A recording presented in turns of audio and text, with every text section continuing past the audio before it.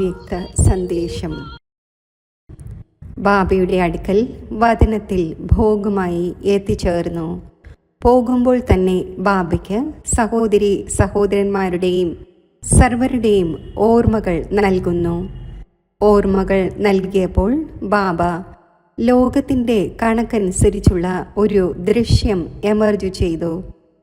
അത് ഡയമണ്ട് ഹാളിൻ്റേതായിരുന്നു. ബാബു പറഞ്ഞു, ഇപ്പോൾ ലോകത്തുള്ളവർ വിശേഷിച്ച് ഗംഗാ സ്നാനത്തിനുള്ള തയ്യാറെടുപ്പുകൾ നടത്തിക്കൊണ്ടിരിക്കുകയാണ്. ആ വിശേഷ സ്നാനവും ദിവസവും സമയവും അനുസരിച്ച് തന്നെയാണ് നടക്കുന്നത്.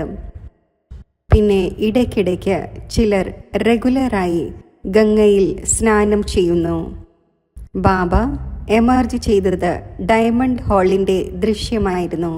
ബാബ പറഞ്ഞു, ഈ ഡയമണ്ട് ഹാൾ ഒരു വളരെ വലിയ സാഗരം അഥവാ സമുദ്രമാണ്. ബാബയുടെ അനേകം കുട്ടികൾ ഭിന്ന ഭിന്ന സ്ഥാനങ്ങളിൽ നിന്നും എത്തിച്ചേരുന്നു. ബാബ ജ്ഞാന സാഗരമാണ്. ഏത് കുട്ടികളാണോ ഡയമണ്ട് ഹാളിലിരിക്കുന്നത് അവരും സാഗരത്തിൽ കുളിച്ച് അതിൻ്റെ വളരെയധികം അനുഭവം നേടുന്നു. പിന്നെ എപ്പോഴാണോ കുട്ടികൾ വളരെയധികം കുറയുന്നത് ആ ദൃശ്യവും ബാബ മുകളിലിരുന്ന് കാണുന്നു. ബാബ പറഞ്ഞു, ലോകത്തിലും സാഗരത്തിനും സമുദ്രത്തിനും ഗംഗയ്ക്കും മഹത്വമുണ്ട്. ചിലപ്പോൾ സമയമനുസരിച്ചും ദിവസമനുസരിച്ചും ജലത്തിൻ്റെ ഒഴുക്ക് വളരെയധികം ഉണ്ടായിരിക്കും. ബാബയുടെ അടുത്ത് ഏതെല്ലാം കുട്ടികൾ വരുന്നുവോ അവർ വരുന്നത് സ്വയം നിറഞ്ഞവർ ആകുന്നതിനു വേണ്ടിയാണ്, സ്വയം തന്നെ സമ്പന്നമാക്കുന്നതിന് വേണ്ടിയാണ്.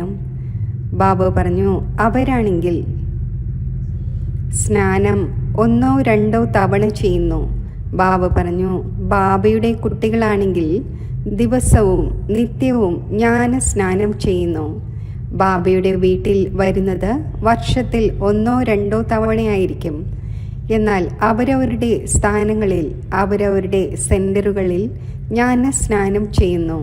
ബാബയുടെ മുരളി കേൾക്കുന്നു, യോഗം ചെയ്യുന്നു, തപസ്യ ചെയ്യുന്നു.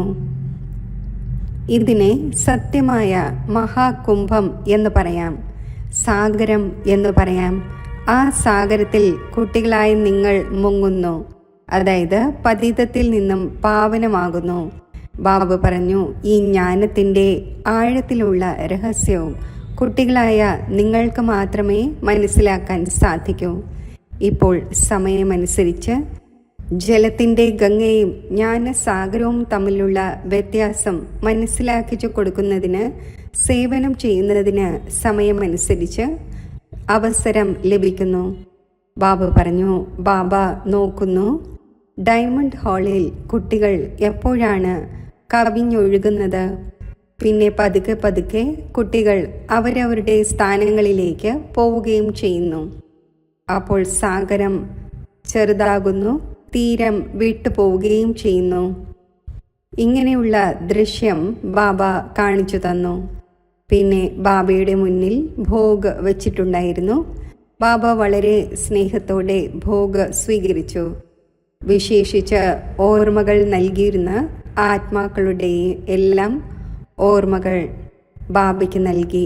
ബാബയും ആ കുട്ടികൾക്ക് വളരെയധികം സ്നേഹം നിറഞ്ഞ സ്നേഹസ്മരണകൾ നൽകി. എല്ലാവരെ പ്രതിയുള്ള ബാബയുടെ സ്നേഹസ്മരണകൾ സ്വീകരിച്ചുകൊണ്ട് താഴെ എത്തിച്ചേർന്നു. ഓം ശാന്തി.